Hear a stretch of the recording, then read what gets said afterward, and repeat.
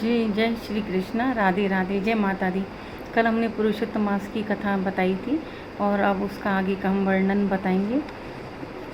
सूत जी कहने लगे, हे ऋषियों, जब विष्णु भगवान मलमास का पार दुख कहकर चुपचाप आसन पर बैठ गए तो श्री कृष्ण ने विष्णु को जो गुप्त वचन कहे वह मैं तुमसे कहता हूँ।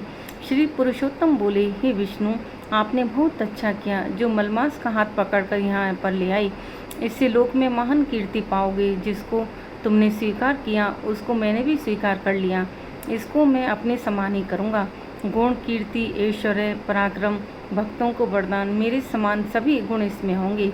जैसे मैं लोक में प्रसिद्ध हूँ वैसे ही यह भी पुरुषोत्तम नाम से विख्यात होगा। जो गुण मुझ में है वही मैंने इसको दिए हैं। हे जनार्दन, तुम्हारी प्रसन्नता के लिए मैंने अपने सभी गुण इसको दे दिए। यह पुरुषोत्तम के नाम से जगत में विख्यात होगा और मेरे समान होकर सब मासों का स्वामी होगा। अब यह जगत को पूज्य, जगत के नमस्कार करने योग्य होकर पूजनीय होगा और पूजने वालों का दुख, दरिद्रता का नाश करेगा। सब नाश इच्छा वाले हैं, मैंने इसको इच्छा रहित किया। मनुष्यों को मोक्ष देने वाला अपने बराबर मैंने इसको किया। जो कोई इच्छा रहित या इच्छा वाला इसको पूजेगा वह अपने किए हुए कर्मों को भस्म करके निसंशय मुझको प्राप्त होगा। हे गरुड़ध्वज, महाभाग्यशाली यति, ब्रह्मचारी महात्मा, निराहारी भी मेरे परम स्थान को प्राप्त नहीं होते हैं, परंतु पुरुषोत्तम के भक्त मास भर में जन्म मृत्यु से रहित हो बिना परिश्रम के ही हर के पद को पा सकते हैं। सब साधनों में श्रेष्ठ, सब काम तथा अर्थ का देने वाला यह पुरुषोत्तम मास स्वाध्याय योग्य है। जैसे हल से बोए हुए बीज करोड़ों गुना बढ़ते हैं, वैसी पुरुषोत्तम मास में किया हुआ पुण्य कोटि गुना बढ़ता है। कोई चतुर्मास के व्रत यज्ञों द्वारा स्वर्ग में जाकर वहाँ के भोगों को भोगकर फिर इस पृथ्वी में आते हैं, किंतु जो पुरुषोत्तम का आदर से विधिपूर्वक सेवन करता है वह अपने कुल का उद्धार करके मुझको ही प्राप्त होगा। जो महाअज्ञानी मनुष्य इस मास में जप दान आदि नहीं करते और अच्छे कर्म नहीं करते, देव तीर्थ तथा ब्राह्मणों से वैर करते हैं, वे दुष्ट भाग्य वाले, दूसरों के भाग्य पर जीने वाले हैं। उनको खरगोश के सींग के समान स्वप्न में भी सुख नहीं होगा। जब मूढ़ मनुष्य मेरे प्रिय मलमास का तिरस्कार करेंगे और जो धर्म का आचरण नहीं करेंगे वे सदैव नरक के गामी होंगे।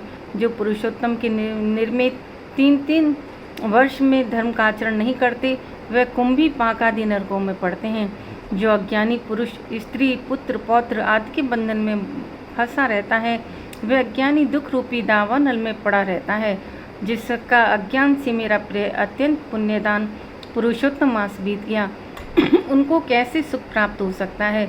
श्रेष्ठ भाग्य वाली जो स्त्रियां पुत्र, सुख, सौभाग्य के लिए पुरुषोत्तम मास में स्नान, दान तथा पूजन करेंगी उनको मैं सौभाग्य, संपत्ति, सुख, पुत्र दूंगा। और जो मेरे इस मास को ऐसे ही व्यतीत कर देंगी उनको मेरे प्रतिकूल और स्वामी से सुख नहीं होगा। भाई, पुत्र तथा धन का सुख तो उनको स्वप्न में भी प्राप्त नहीं होगा। अतः सब मनुष्यों को मेरे इस मास में स्नान, पूजा, जप आदि करना, विशेष करके अपनी शक्ति के अनुसार दान करना चाहिए। जिसने भक्ति और श्रद्धा से पुरुषोत्तम मास में मेरी पूजा की वह धन तथा पुत्र का सुख भोग कर अंत में मेरे गोलोक में वास करेगा। मेरी आज्ञा से सभी मनुष्य मलमास को पूजेंगे। मैंने सब मासों में उत्तम इसको किया है। इसलिए ही रमापति, तुम चिंता छोड़कर पुरुषोत्तम मास को लेकर बैकुंठ को जाओ। सूत जी, जो आगे का वर्णन हम कल करेंगे। ओम नमः शिवाय। जय माता दी।